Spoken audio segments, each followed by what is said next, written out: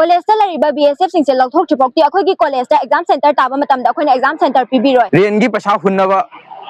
ꯑꯣꯏꯅ part time job ꯆꯠꯂꯛꯄ ꯀ꯭ꯂꯥꯁꯇꯒꯤ ꯅꯥꯊꯩꯔꯒ part time job ꯆꯠꯂꯒ ꯔꯦꯟꯒꯤ ꯚꯔꯥ ꯊꯤꯔꯒ ꯂꯥꯏꯔꯤꯛ ꯇꯝꯕ ꯉꯝꯅꯕ ꯑꯣꯡꯂꯤ ꯑꯦꯛꯖꯥꯝ ꯈꯛ ꯄ꯭ꯔꯤꯄꯦꯔꯦꯁꯟ ꯑꯦꯛꯖꯥꯝ ꯈꯛꯀꯤ ꯑꯣꯏꯅ ꯇꯝꯕꯒꯤ ꯃꯑꯣꯡꯗ ꯂꯥꯛꯑꯕ ꯍꯥꯏꯇꯥꯔꯦ ꯁꯤꯒꯨꯝꯕ ꯃꯌꯥꯝꯁꯤꯅ ꯃꯔꯝ ꯑꯣꯏꯔꯒ ꯑꯩꯈꯣꯏ ꯁꯥꯇ꯭ꯔ ꯃꯌꯥꯝ ꯑꯃꯗꯤ ꯌꯨꯅꯤꯌꯟ ꯀꯌꯥꯅ ꯃꯃꯥꯡꯗꯒꯤ ꯑꯣꯖꯥꯁꯤꯡꯅ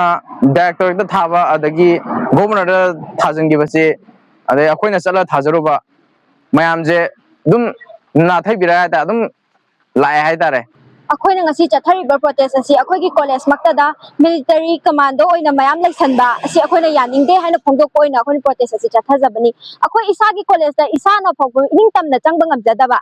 ꯀꯣꯂꯦꯖ ꯒꯦꯠꯁꯦ ꯑꯅꯤ ꯊꯣꯛꯅ ꯂꯩꯖꯕꯅꯤ ꯑꯗꯣ ꯑꯩꯈꯣꯏꯅ ꯏꯁꯥꯅ ꯆꯪꯕ ꯉꯝꯖꯗꯕ ꯆꯪꯕ ꯃꯇꯝꯗ ꯃꯣꯏꯗꯒꯤ ꯍꯦꯟꯅ ꯄꯔꯃꯤꯁꯟ ꯂꯧꯔꯒ ꯆꯪꯕꯒꯤ ꯃꯑꯣꯡ ꯑꯃ ꯂꯥꯛꯄꯁꯦ ꯑꯩꯈꯣꯏ ꯅꯨꯡꯉꯥꯏꯇꯕ ꯐꯥꯎꯖꯩ ꯁ꯭ꯇꯨꯗꯦꯟ ꯑꯃ ꯑꯣꯏꯅ ꯁꯥꯏꯟꯁꯀꯤ ꯕ꯭ꯂꯣꯛꯀꯤ ꯃꯅꯥꯛꯇ ꯃꯣꯏꯅ ꯃꯣꯏꯒꯤ ꯀꯦꯝꯞꯁꯦ ꯊꯝꯖꯤꯟꯖꯕꯅꯤ ꯑꯩꯈꯣꯏꯗꯤ ꯁꯥꯏꯟꯁ ꯂꯧꯕ ꯑꯩꯈꯣꯏꯒꯤꯗꯤ ꯒꯦꯠ ꯅꯝꯕꯔ 2ꯗꯒꯤ ꯆꯪꯖꯒꯗꯕꯅꯤ ꯑꯗꯣ ꯃꯣꯏꯅ ꯑꯗꯨꯃꯥꯏꯅ ꯂꯩꯁꯜꯂꯕꯅꯤꯅ ꯑꯩꯈꯣꯏꯅ ꯆꯪꯕ ꯃꯇꯝꯗ ꯃꯣꯏꯗꯒꯤ ꯄꯔꯃꯤꯁꯟ ꯂꯧꯔꯒ ꯆꯪꯗ꯭ꯔꯗꯤ ꯌꯥꯗꯕꯒꯤ ꯃꯑꯣꯡ ꯑꯃ ꯂꯥꯛꯄ ꯑꯁꯤ ꯀꯣꯂꯦꯖꯇ ꯂꯩꯔꯤꯕ BSF ꯁꯤꯡꯁꯦ ꯂꯧꯊꯣꯛꯇ꯭ꯔꯤꯐꯥꯎꯗꯤ ꯑꯩꯈꯣꯏꯒꯤ ꯀꯣꯂꯦꯖꯇ ꯑꯦꯛꯖꯥꯝ ꯁꯦꯟꯇꯔ ꯇꯥꯕ ꯃꯇꯝꯗ ꯑꯩꯈꯣꯏꯅ ꯑꯦꯛꯖꯥꯝ ꯁꯦꯟꯇꯔ ꯄꯤꯕꯤꯔꯣꯏ ꯑꯃꯗꯤ ꯑꯩꯈꯣꯏꯁꯨ ꯅꯨꯄꯤ ꯑꯃ ꯑꯣꯏꯅ ꯆꯪꯕ ꯃꯇꯝꯗ ꯈꯤꯇꯪ ꯑꯟꯀꯝꯐꯣꯔꯇꯦꯕꯜ ꯑꯣꯏꯕ ꯑꯃ ꯐꯥꯎꯖꯩ ꯑꯗꯨꯅ ꯌꯥꯔꯒꯗꯤ ꯑꯊꯨꯕ ꯃꯇꯝꯗ BSF ꯁꯤꯡꯁꯦ ꯂꯧꯊꯣꯛꯅꯕ ꯍꯥꯏꯅ ꯍꯥꯏꯖꯔꯤ ngasi Liberal College Student Union na amadi college da tammiba mahiroi pumnamak ngasi akoina changjeliba khongjang si matam kuina dagi mamang dagi horaga akoi hostel asi leiba sungong phangakte corona gi matam du quarantine center oiduna leigre adagi akoina session aine hek first semester ka session hek hok dagi ngasi hojikdi graduation loire 6th semester loire adubu hojik pau hostel je akoina khungun tawa phangdre hai tare maramdi loen odagi matungina matam dugi irang gi mari lena thogyo BSF personnel singna sum laisalakpadi hojik pau irang je nemdara phauba adagi swaida tampakta any thoing da thodok kaya thoingai manung oringai gidi moi laibagi budi phambe adubo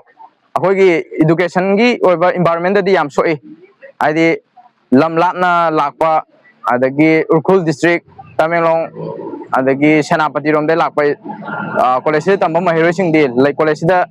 hostel gi facility khudong chabje amta pibirakte phangju phangde aduna maram oiraga renda paisa chaw chaw thiraga leibana maram oiraga moije rent gi paisa hunnaba oina part time job chalakpa class tagi natheraga part time job chalaga rent gi bara thiraga like tamba ngamna only exam khak preparation exam khak ki oina tambagi mongda laaba haitare